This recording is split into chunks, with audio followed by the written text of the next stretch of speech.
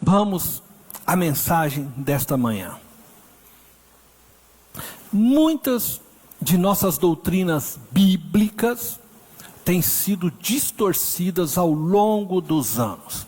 E entre elas, a doutrina da justificação pela graça mediante a fé, que é o tema de nossa mensagem de hoje. Essa doutrina, ela tem sido atacada pelos católicos ao longo da história e chegou a nós muitas vezes de forma distorcida, e ela tem também perdido força, até mesmo no meio protestante. E eu diria até que tem sido ignorada completamente pelas igrejas ditas evangélicas de nossos dias. É até muito difícil nós dizermos para alguém, eu sou evangélico, porque ela associa o evangélico com tudo que elas assistem na televisão.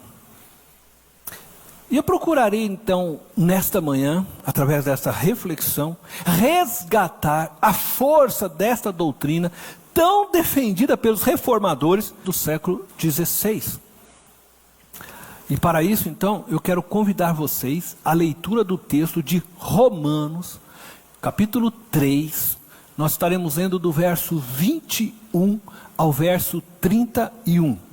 Mas agora se manifestou uma justiça que provém de Deus, independente da lei, da qual testemunham a lei e os profetas.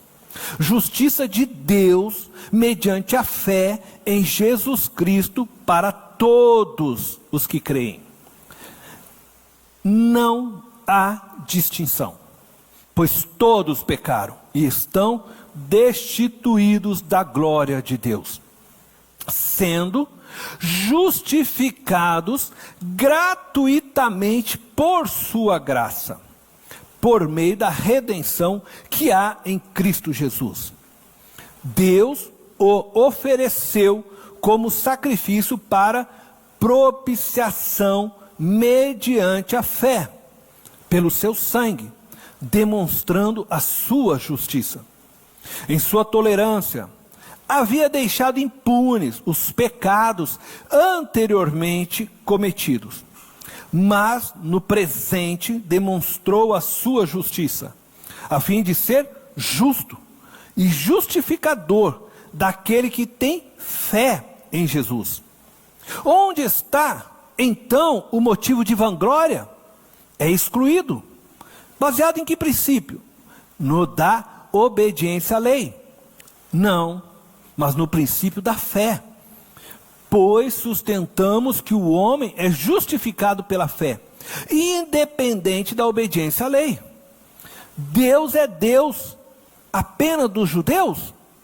Ele não é também o Deus dos gentios? Sim, dos gentios também, visto que existe um só Deus, que pela fé justificará os circuncisos e os incircuncisos. Anulamos então a lei pela fé? De maneira nenhuma. Pelo contrário, confirmamos a lei. Amém? O apóstolo Paulo escreveu esta carta à igreja de Roma aproximadamente no ano 57 depois de Cristo. Roma era a capital do Império Romano. A riqueza de Roma saltava aos olhos nos tempos de Paulo.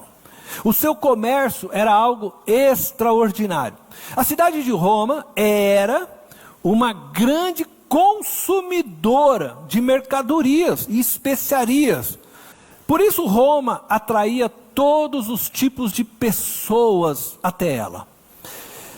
Com o passar dos anos, Roma se tornou uma cidade superpovoada, uma São Paulo, né? E o medo foi tomando conta dos romanos. A sua população escrava e de pobres crescia assustadoramente. Logo, os problemas sociais começaram a surgir na capital do império. Para diminuir o excesso de população, muitos pobres e escravos eram lançados nas arenas, onde morriam nas mãos de gladiadores ou se tornavam alimentos para ferozes leões. E entre estes muitos pobres, escravos, muitos cristãos também foram lançados ali, tidos e acusados como inimigos de Roma. Mas era também uma estratégia para diminuir a população de Roma. Esta carta do apóstolo é o manifesto mais completo e coerente do evangelho que se encontra no Novo Testamento. Através da carta de Paulo aos Romanos, nós podemos concluir que a igreja de Roma era frequentada por ricos e pobres. A carta trata disso. Por escravos e livres. Também por judeus e gentios. O texto que lemos trata do discurso que Paulo faz em sua carta sobre o tema da justificação pela graça mediante a fé. Eu vou repetir novamente.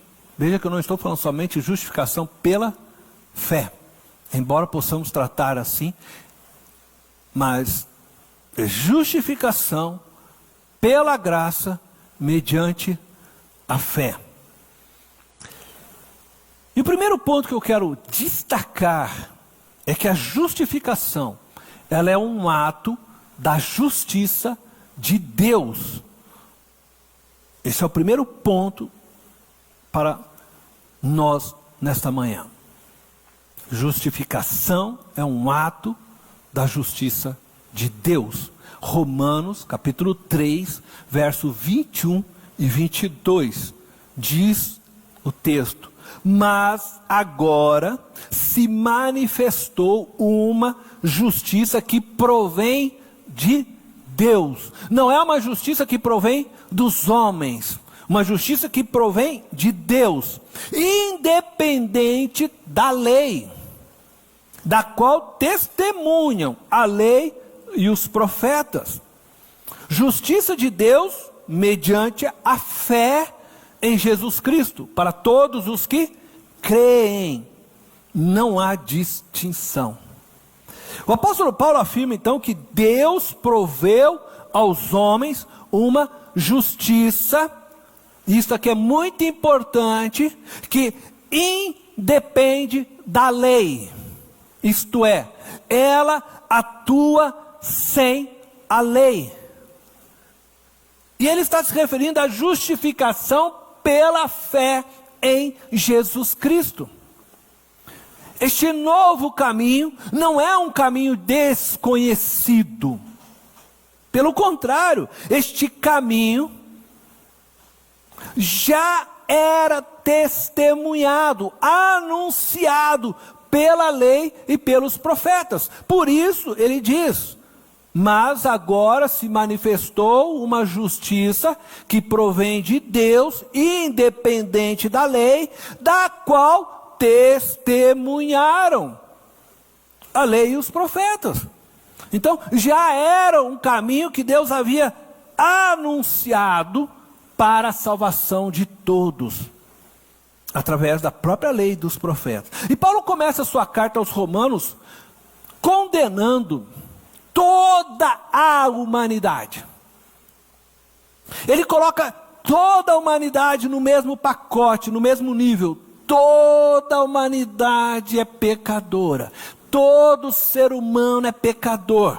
Desde os tempos da criação do mundo, todo ser humano é pecador, porque herdamos de Adão o pecado, nascemos já neste estado pecaminoso. Então Paulo começa a sua carta fazendo uma defesa de que todo ser humano é pecador.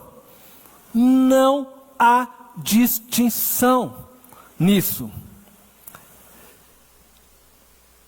E ele mostra primeiramente então que os gentios eram pecadores. E ele usa os próprios romanos, ele está escrevendo a igreja de Roma, ele usa os próprios romanos para apontar que eram pecadores. Então, ele vai mostrar isso através do quê? Da ingratidão deles para com o Criador. Ele defende isso então no início já de sua carta, no primeiro capítulo, e ele vai demonstrar para eles que o fato deles adorarem a criação, ao invés de adorar o Criador, é um ato de ingratidão e de injustiça para com a pessoa de Deus, porque a criação revela a glória do Deus Criador. Entretanto, eles preferiram se apegar e adorar a criatura ao invés do Criador. Romanos 1, verso 18 e 19. Paulo fala disso, diz: portanto, veja só, a ira de Deus é revelada do céu contra toda impiedade e injustiça dos homens, que suprimem a verdade pela injustiça. Aí ele vai apontar o que os homens fazem, porque o que de Deus se pode conhecer é manifesto entre eles, porque Deus lhe manifestou. Então ele está falando que os homens foram injustos ao adorar a criatura, ao invés de ver nela a glória do Criador e adorar o Criador. E por isso são culpados. É isso que Paulo está falando, que estes homens agora são culpados. Eles não tinham a lei, não receberam a lei de Deus. Os gentios não tinham a lei de Moisés, mas eles tinham a revelação de Deus por meio de sua criação. Eles têm a revelação de Deus ainda hoje por meio da criação, mesmo aqueles que não estão dentro de um templo, como nós hoje nos encontramos ouvindo a respeito de Jesus. Mas a criação do Senhor continua revelando a sua glória.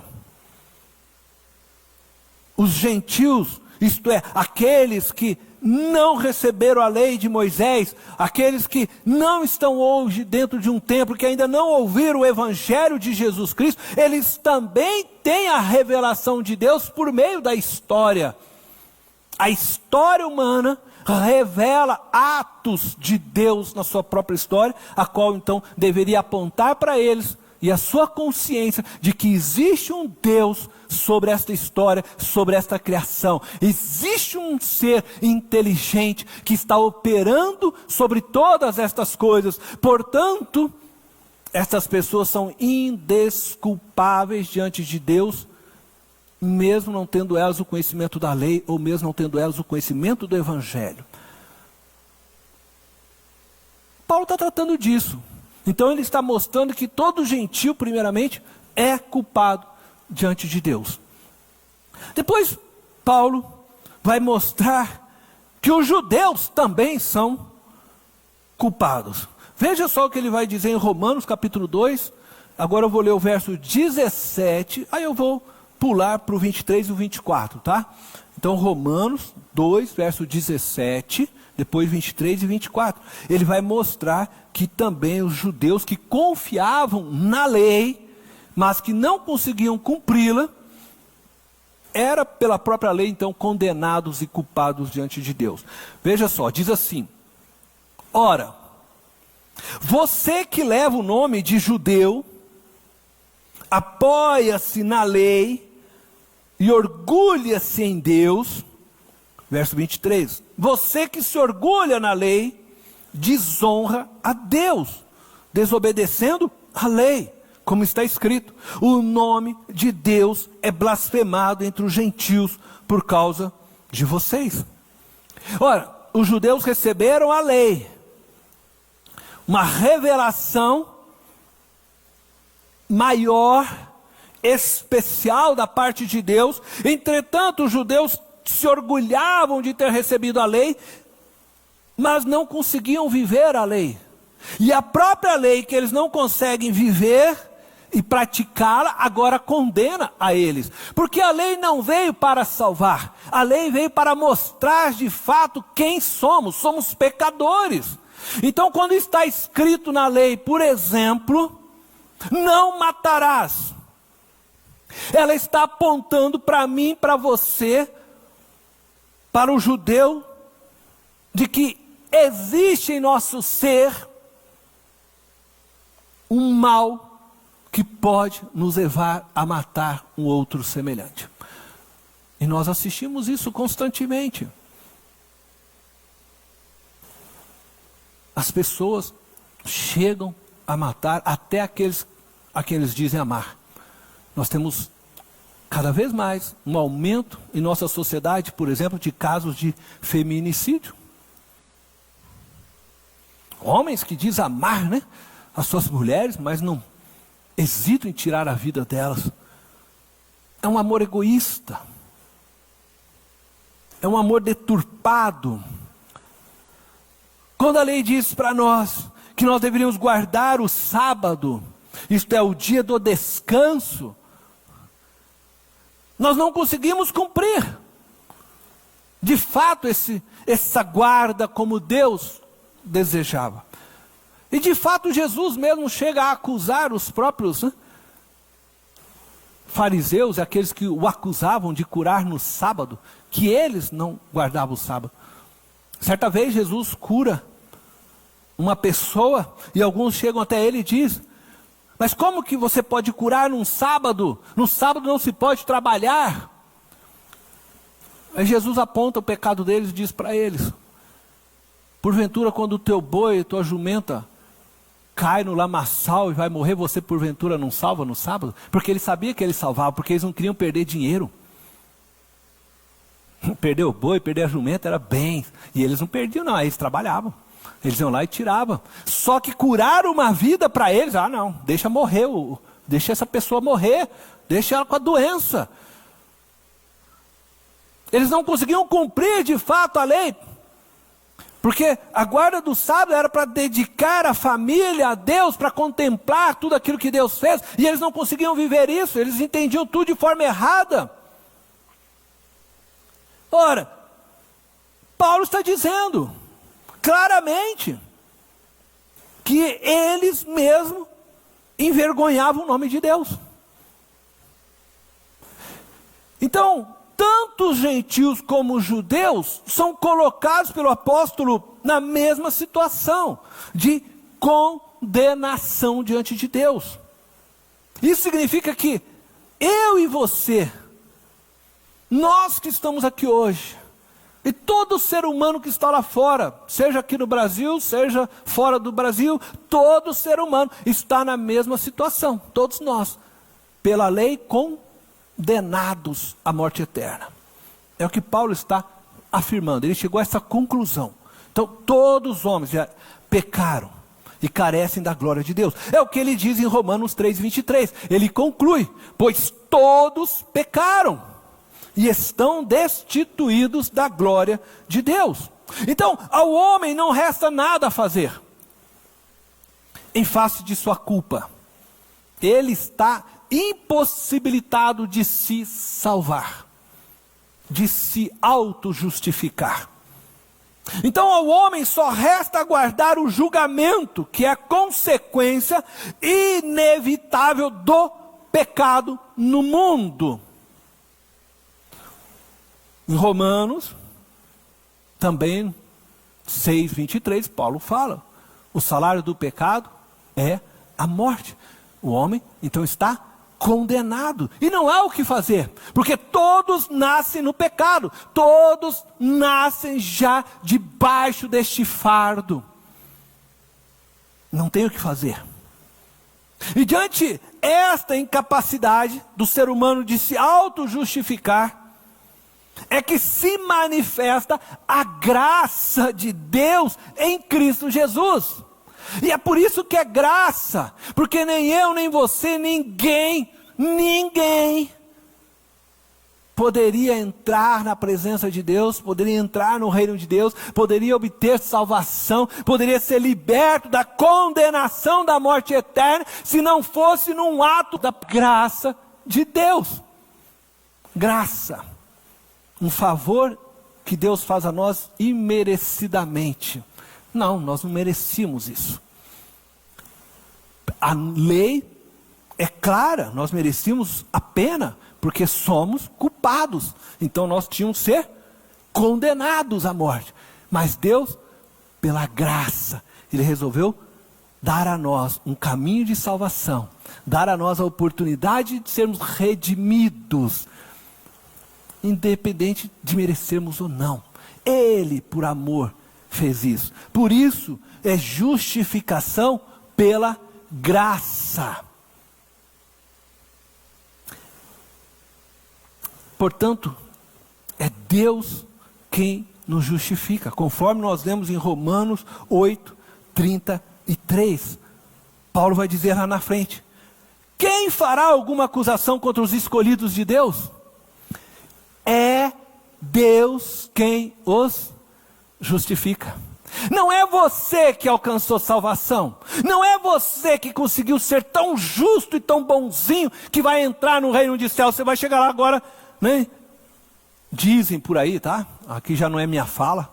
Eu vou dizer a fala que dizem popularmente, que Pedro está lá na porta do céu, né? Não penso assim, tá? Mas dizem por aí que Pedro está chegando. Aí você vai chegar lá, quem sabe Pedro está lá, né? E aí ele pergunta para você: mas por que eu devo abrir o portão dos céus para você? Ah, porque eu era um homem que dava muitas esmolas. Eu era uma pessoa que estava todos os domingos na igreja, eu batia o cartão pontualmente. Eu ajudava, não sei o quê, eu fazia, eu não sei o quê, eu não sei. E Pedro está lá, esperando ouvir a resposta, né? Aí, cara, você terminou de contar tudo aquilo que você acha de você. Aí ele vai fazer um joinha para você e fala: tá bom, você pode seguir aquele caminho, vai descer o elevador lá, que você é teu lugar. Não é eu, não é você. Quando você chegar lá e se perguntar, você vai dizer: eu só posso entrar por essas portas, porque o sangue do Cordeiro, Jesus Cristo, pagou o preço dos meus pecados. Amém? É isso que nos faz um. É reconhecermos todos que somos pecadores. É reconhecermos todos que necessitamos dessa salvação, dessa graça. É reconhecermos que não é obra nossa, é de Deus. É de Deus. Nós somos falhos. E até as nossas boas obras estão imperfeitas.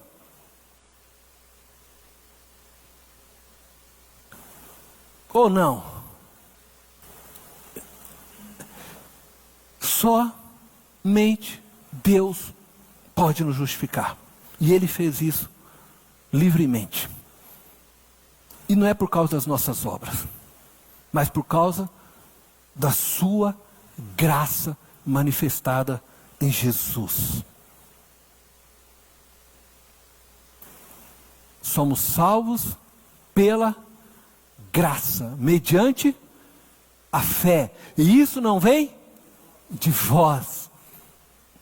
É obra do nosso Criador, nosso Deus e Pai.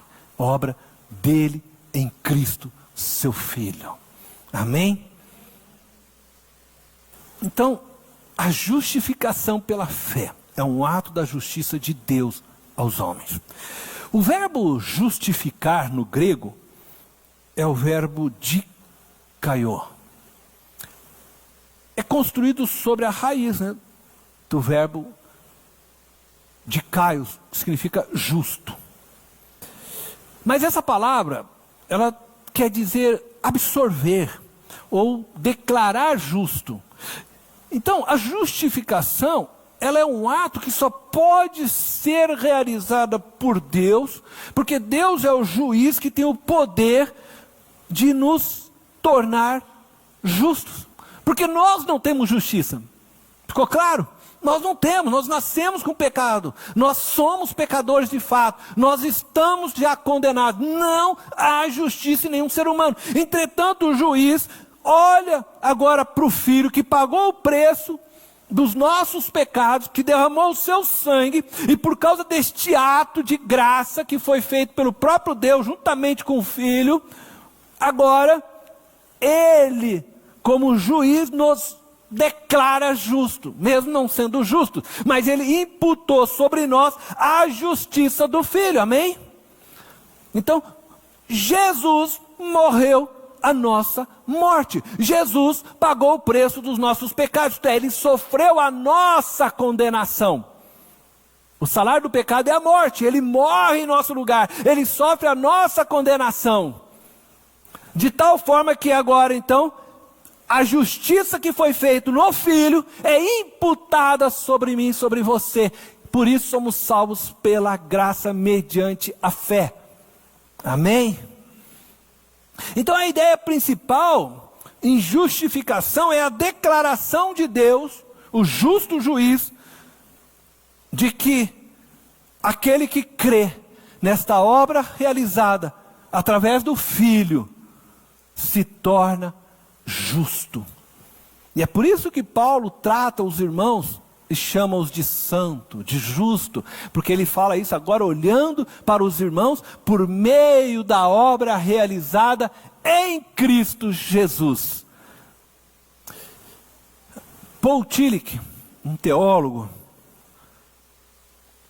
já falecido no ano de 1965, alemão, ele diz que a declaração de Deus é um ato eterno, mediante o qual Ele aceita como não alienados aqueles que na verdade se achavam alienados dele pela culpa. Isto é, em outras palavras, ele está dizendo o que Paulo falou, porque Paulo diz que antes éramos inimigos de Deus, antes de Cristo, né?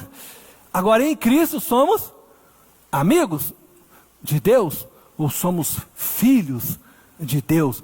Nós somos adotados por Deus em Cristo como seus filhos. E este teólogo, Paul Tillich, ele apelava para as igrejas onde ele podia dizer, e através dos seus livros, para que os irmãos sempre usassem o termo justificação pela graça mediante a fé. E ele apelava para isso, para não usar a abreviatura, né, que o próprio apóstolo Paulo chega a escrever nessa carta aos Romanos, justificação pela fé, porque ele dizia que quando a gente abrevia, a gente acaba tirando o ato que Deus fez, né, para que nós pudéssemos ter salvação. E aí a gente só fica com a fé, né, e a gente esquece daí de dizer dessa graça, né, como que foi feita essa obra redentora. Então ele sempre pedia isso, para que sempre fosse falar, falasse, né, justificação pela graça mediante a fé, para não perdermos de vista a obra de Cristo naquela cruz. O segundo ponto que eu quero destacar é que a justificação é um ato da justiça de Deus que só pode ser encontrada em Cristo. Então, o segundo ponto é um ato da justiça de Deus que só pode ser encontrada em Cristo. Não existe outro caminho. Romanos, capítulo 3, verso 22 e 24, ele vai fazer essa afirmação. Justiça de Deus mediante a fé em Jesus Cristo. Para todos os que creem, não há distinção, pois todos pecaram e estão destituídos da glória de Deus, sendo justificados gratuitamente por sua graça, novamente ele vai afirmar, por meio da redenção que há em Cristo Jesus. Visto que todos os homens são pecadores, todas as suas obras são maculadas, e a isso segue que todos os homens se acham destituídos de justiça, inerente, não nascemos, né, com justiça. Nenhum homem então consegue se auto-justificar perante o tribunal de Deus. Estão todos condenados à morte, pois este é o salário do pecado.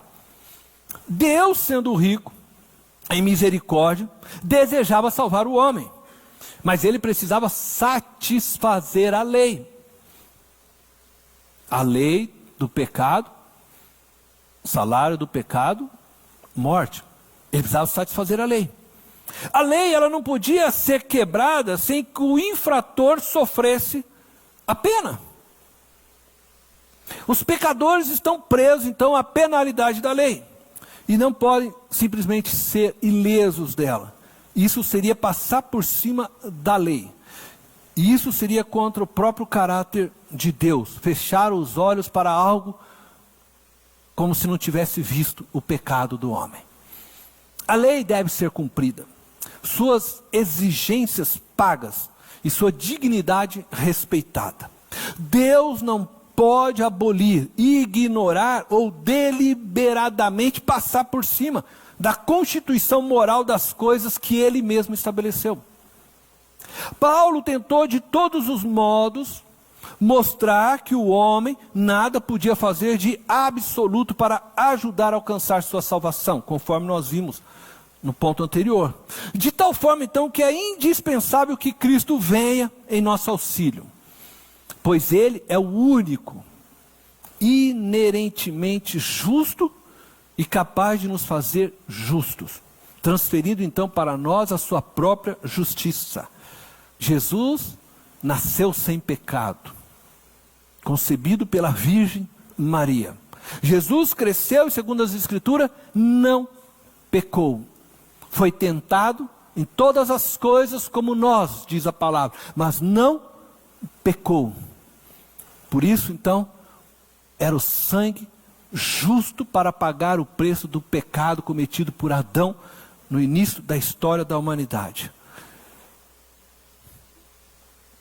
Ele, dessa forma, se tornou a manifestação da justiça de Deus aos homens. Berkoff, outro teólogo, ele define a justificação como um ato judicial de Deus, no qual ele declara, com base na justiça de Jesus Cristo, que todas as reivindicações da lei são satisfeitas com vistas ao pecador. Então Cristo satisfez toda a lei. Isso significa agora que o caminho para que o homem seja aceito por Deus só pode ser encontrado em Cristo. É por isso que Jesus então afirmou: eu sou o caminho. Não pode existir outro caminho. Somente Cristo, o justo, que não tinha pecado, pôde morrer na cruz por nós. O seu sangue puro, carmesim, então nos justificou, e não há outro caminho. Não existe. Por isso ele diz: eu sou o caminho, a verdade e a vida. Ninguém vai ao Pai se não for por Ele. Ninguém vem ao Pai. Somente Ele é este caminho. O apóstolo Paulo, ele também demonstra suscitamente, que esta justificação só pode ser encontrada em Cristo. Ele vai afirmando isso. Jesus é o centro da justificação pela graça mediante a fé. Ele é o substituto que tomou o nosso lugar, levou o nosso pecado, morreu a nossa morte, sofreu a nossa penalidade. E através então deste novo caminho, tanto judeus como gentios podem ser então postos em correta relação com Deus. Através de Cristo, nós voltamos a ter uma relação agora correta com o Pai. Através de Cristo, o Pai nos recebe. Através de Cristo somos aceitos, porque Ele rasgou o véu. Ele acabou com toda a separação que havia entre nós e o Pai. Agora nós entramos por meio dele nesta presença.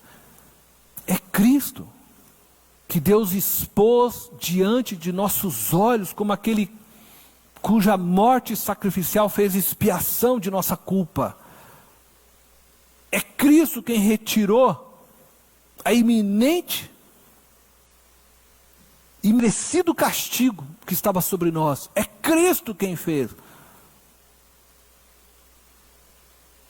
O que Cristo obteve para nós,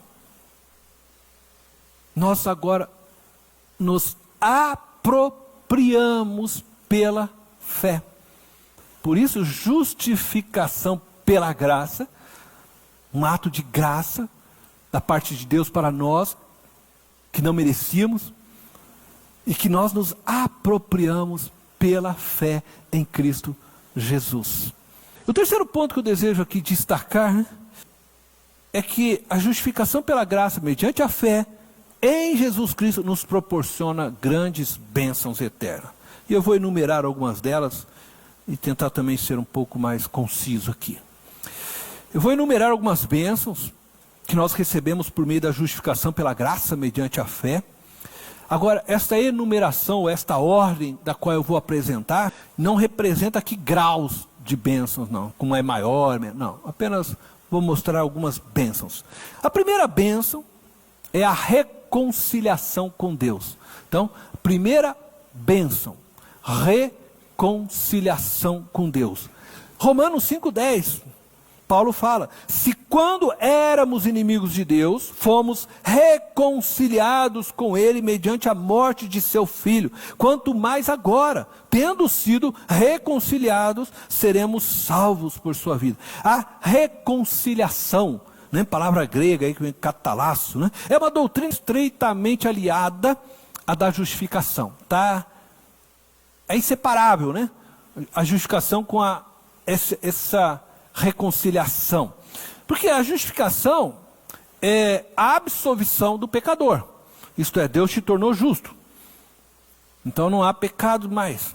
A reconciliação, então, é a restauração deste homem que foi justificado. Isto é, não tem mais pecado, não tem mais ira de Deus sobre você.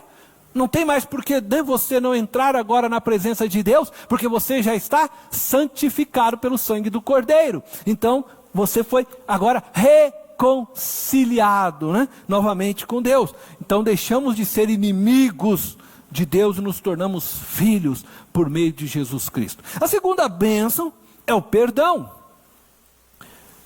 Em Romanos 8:1, Paulo diz, né? Portanto, agora já não há condenação para os que estão em Cristo Jesus. Amém? Não há mais condenação para os que estão em Cristo Jesus. Não há condenação para mim, para você que crê nesta graça manifesta naquela cruz. Não há. Isso é bênção. Então, através da justificação, deixamos de ser inimigos de Deus e passamos agora a ter um livre acesso a Ele. Fomos absolvidos de nossos pecados. Isso significa que Deus nos perdoou. Você está perdoado. Mas pastor, eu sou pecador, mas está perdoado. Você é um pecador perdoado por causa do sangue do Cordeiro. Amém? E você tem livre acesso à presença de Deus. O Pai olha para você agora e não vê culpa em você por causa do Filho. Você está perdoado de todo o pecado. Ah, mas eu lá não importa qual pecado. Todo pecado.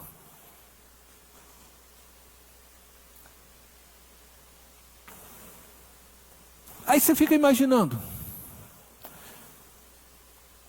Eu fico pensando, porque às vezes a gente, né, guarda que o Satanás é o nosso acusador.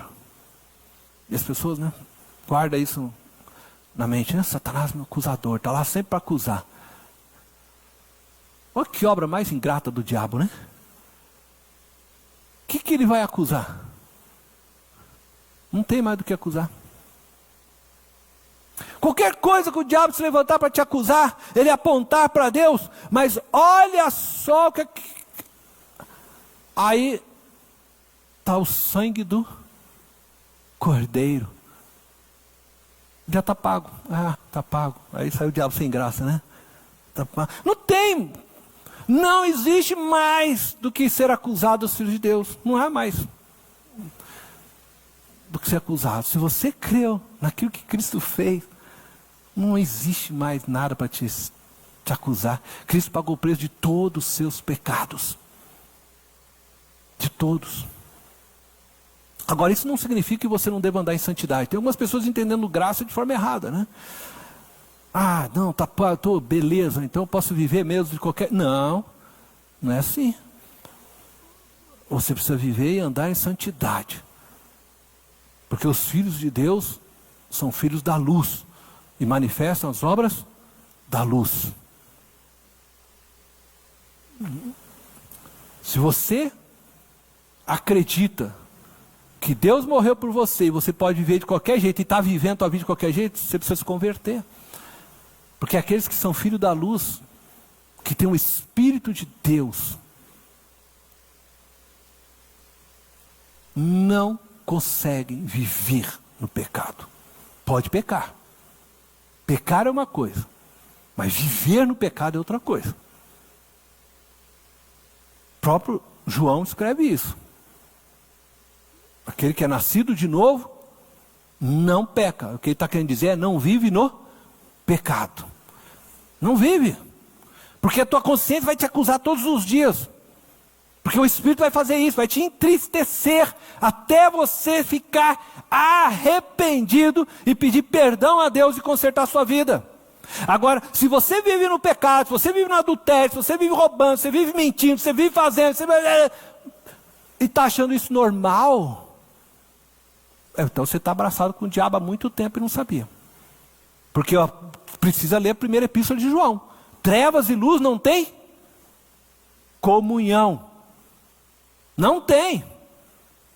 Agora, se você tem comunhão com as trevas e vive com as trevas muito bem, então tem alguma coisa errada. Precisa se reavaliar. A terceira bênção é a paz. Olha que coisa tremenda. Não dá para a gente falar todas as bênçãos, mas a paz. Romanos 5:1. Paulo escreve assim: tendo sido, pois, justificados pela fé, temos paz com Deus por nosso Senhor Jesus Cristo. A ira de Deus que transformava o homem em seu inimigo foi retirada por meio da obra de Jesus Cristo. Então fomos justificados em Cristo. Então não tem mais ira com Deus? Não. Então nós temos paz com Deus. Isso é tremendo. O homem foi absolvido, o seu relacionamento foi restaurado, e agora ele tem paz com Deus. Você pode deitar na sua cama tranquilo, estou em paz com Deus. Estou em paz. Porque Cristo estabeleceu este estado. Por isso, ainda que o mundo possa me atribular, ainda que você possa ser preso, julgado, as pessoas possam te condenar, possam falar blasfêmias de você, mas você está num estado com Deus de paz, porque você está em Cristo Jesus. Esta é a paz que Jesus te dá, que o mundo não pode te dar. Quando Jesus fala, eu vos dou a minha paz, ele não está dizendo que você não vai ter lutas, tribulações, que não vai passar doença, sei lá o quê. Ele está falando disso. A paz que eu te dou, essa o mundo não pode te dar. A quarta bênção é a regeneração de nosso ser. Aspergirei água pura sobre vocês, e vocês ficarão puros. Eu os purificarei de todas as suas impurezas e de todos os seus ídolos. Darei a vocês um coração novo e porei um espírito novo. Coração novo, espírito novo em vocês. Tirarei de vocês o coração de pedra e lhes darei um coração de carne. Porei o meu espírito em vocês e os levarei a agirem segundo os meus decretos e a obedecerem fielmente às minhas leis. Ezequiel 36, verso 25 ao 27. Então a justificação abriu aí a porta para o cumprimento da promessa de Deus anunciada pelo profeta Ezequiel. Esta promessa está relacionada então com o quê? O novo nascimento. A regeneração do nosso ser significa uma transformação radical do nosso ser operada pelo Espírito Santo de Deus. Antes da cruz, o homem se encontrava morto espiritualmente, por causa da lei do pecado, que operava então sobre todos os homens. O homem vivia então para o pecado, escravo de sua própria carne. O apóstolo Paulo descreve isso, morto para Deus. A cruz mudou esta história. Nela o homem foi justificado, tornando possível então que aquele que antes era pecador e inimigo de Deus, agora se tornasse a morada do Espírito de Deus. Eu e você, uma vez agora lavados pelo sangue do Cordeiro, nos tornamos morada do Espírito Santo. Isso é regeneração, isso é o novo nascimento. Todo o interior do homem, todas as suas faculdades, e até mesmo os alicerces da sua personalidade, são transformados pelo poder do Espírito Santo, por este novo nascimento. A regeneração é um nascer de novo, o nascer do Espírito.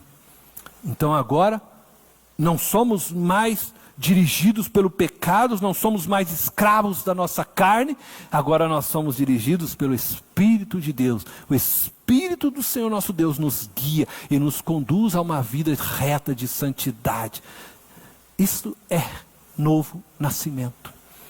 Isto era o que Jesus estava falando para Nicodemos. E por meio deste novo nascimento, nós somos então recebidos no reino de Deus, agora como filhos adotados por meio de Jesus Cristo. Amém? Eu quero encerrar aqui. Lembrando então aos irmãos que a justificação pela graça, mediante a fé, é antes de tudo um ato da justiça de Deus. Pois Deus, para poder salvar o pecador, precisava então satisfazer a sua justiça. E somente Ele poderia então salvar o homem da ganância, da cobiça, de sua própria desumanização. Pois o pecado nos desumaniza cada dia. Essa justificação só pode ser encontrada em Cristo. Somente Jesus, sendo Deus e homem, pôde então satisfazer a justiça de Deus. E somente agora em Jesus, o homem pode olhar um para o outro, sem distinção de classe social, de cor, de sexo. Todos se tornam iguais perante Deus. Não existe mais agora escravos e livres, pobres e ricos, judeus e gentios. Todos foram unidos em Cristo. Em Cristo somos todos um. E por fim essa justificação nos proporciona bênçãos eternas, conforme as citamos aqui. E essas bênçãos, você pode começar a vivê-la hoje. Hoje. Por meio de Jesus Cristo, teu Senhor e Salvador, que por você morreu na cruz. Amém? Quero convidar você a fechar os olhos.